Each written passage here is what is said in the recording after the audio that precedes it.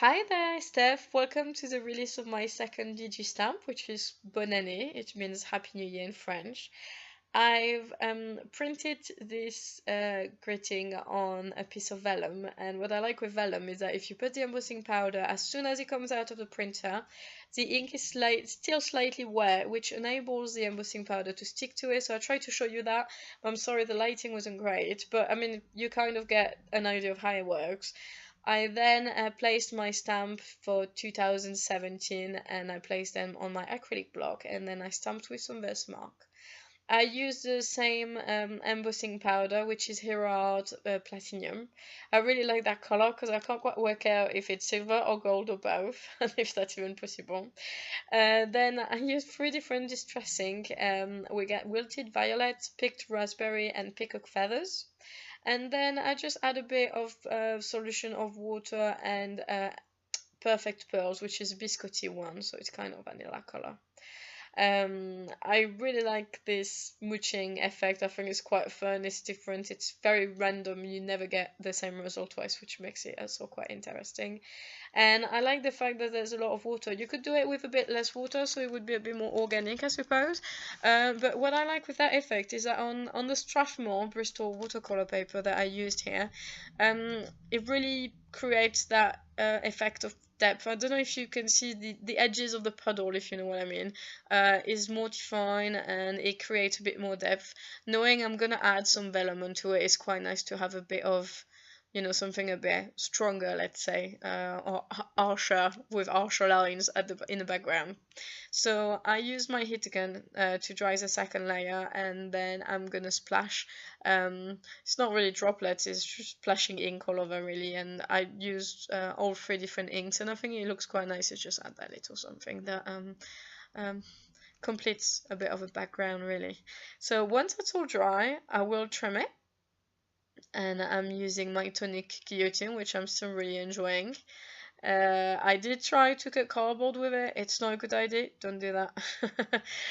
But to cut paper is perfectly fine.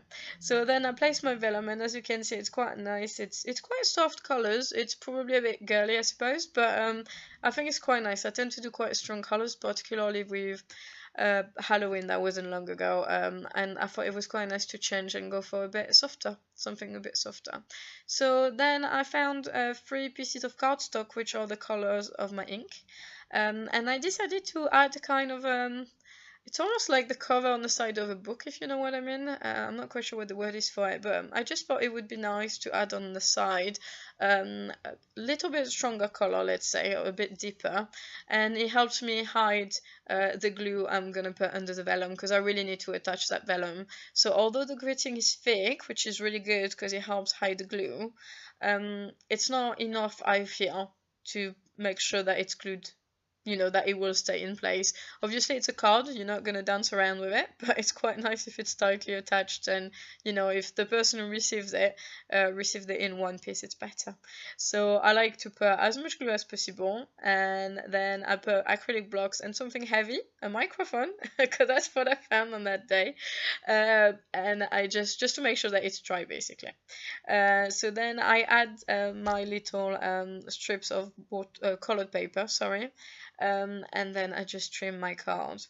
I will also add a few stars. I had some cardstock left, so I thought I would die cut some stars, and then I add the stars around my sentiments, a bit like you would do for sequins, really. And I will use this to hide a bit more glue under.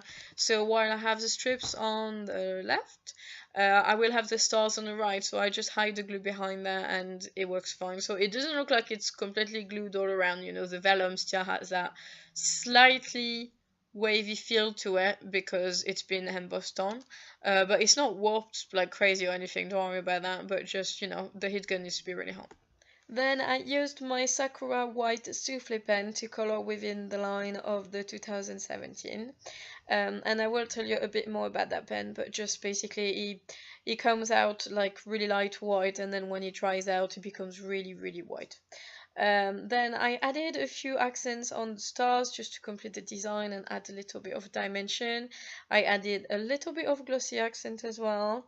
And a little bit of Copic marker on the edge of the cardstock strips on the side, just because I thought it's a little something that just it ties it together. It's not much. I'm probably the only one who would even think about that, but I just think it looks quite nice. So I hope you like this Bonne Annee stamp, digital stamp. If you do, please head over to my blog for more photos and info. Don't forget to subscribe to my channel so you don't miss any future video. Thanks for watching and have a great day. Bye!